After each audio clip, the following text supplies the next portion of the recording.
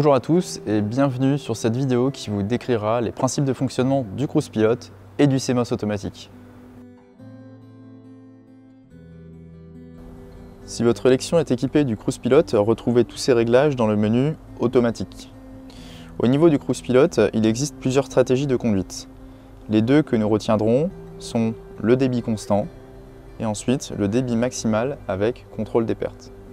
Sur le débit constant, l'élection va uniquement mémoriser une hauteur du rouleau dans le convoyeur pour avancer plus ou moins vite en fonction uniquement de la hauteur de récolte et du volume de récolte qui rentre dans l'élection. Dans la stratégie du débit maximal avec perte, vous réglez manuellement votre élection jusqu'à atteindre le débit souhaité. À ce moment-là, vous pressez une pression de 3 secondes sur le bouton jusqu'au bip. Et une fois ce bip atteint, votre élection va enregistrer et venir mémoriser les consignes que vous lui avez données. Il est très important de régulièrement refaire cet apprentissage des 3 secondes afin de conserver le débit maximal de la machine. Sur le Cruise Pilot, il existe plusieurs valeurs nominales à préenregistrer préalablement, notamment la vitesse max à laquelle vous voulez atteindre et éviter que votre machine s'emballe. Ensuite, parmi ce paramètre, vous allez régler le débit de consigne qui consiste à la hauteur du rouleau dans le convoyeur. Et enfin, la charge moteur avec laquelle vous pouvez ajuster jusqu'à 105%. La consigne du débit que vous avez ici va automatiquement se calibrer à la suite d'une pression des 3 secondes depuis le C-Motion. Il existe plusieurs niveaux de sensibilité quant au Cruise Pilot. Ici, dans sa sensibilité, vous avez plusieurs niveaux, de très doux à très agressif. Nous conseillons de régler les Cruise Pilot de façon à être agressif ou très agressif, aussi en fonction des parcelles relativement hétérogènes.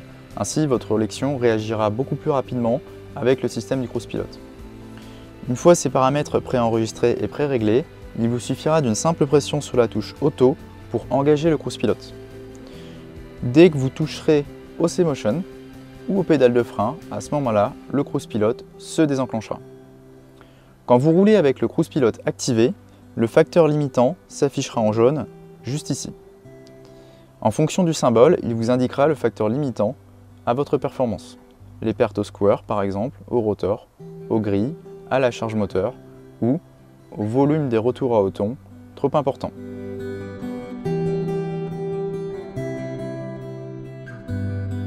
Il existe 3 niveaux de CMOS automatique. Le CMOS Auto Tracing va ajuster la vitesse du batteur ainsi que l'écartement du contre-batteur en fonction des informations qu'il recevra d'une caméra. La Grain Quality Camera va analyser jusqu'à 120 images par minute la qualité du grain, c'est-à-dire les grains cassés et la propreté du grain. Le deuxième niveau est le CMOS Auto-Séparation. Le CMOS Auto-Séparation, quant à lui, va ajuster la vitesse des rotors ainsi que l'ouverture des volets sous le rotor.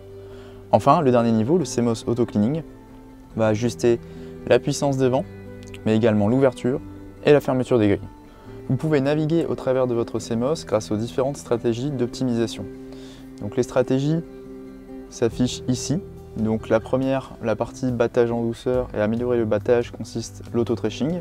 La propreté va essentiellement influencer le caisson et la vitesse des rotors.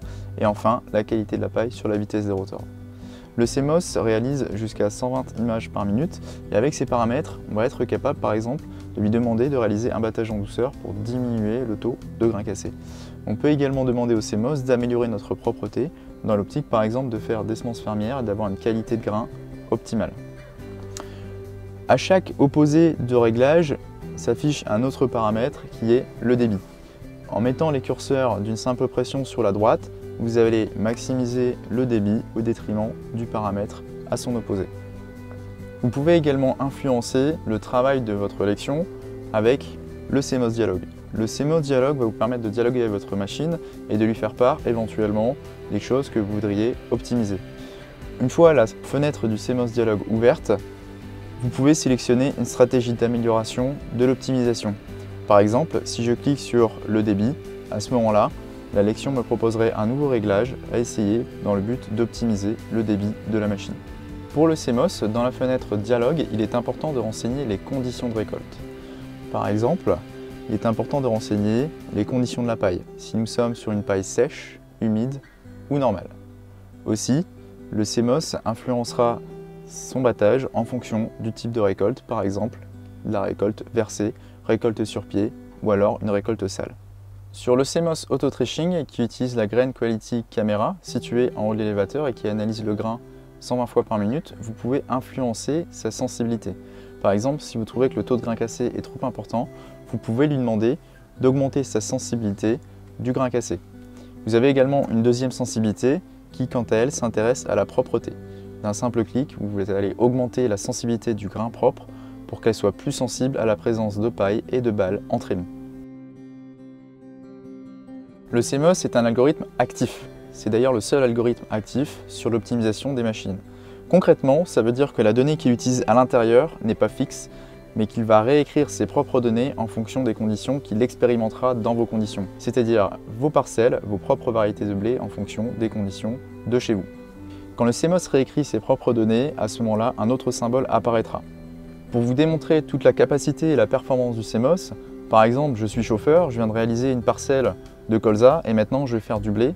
J'ai oublié de charger le réglage blé dans mon CBIS, mais grâce au CMOS et notamment à la Grain Quality Camera, la lection va vite analyser ce qu'elle est en train de récolter et va s'optimiser en conséquence de ce qu'elle est en train d'analyser.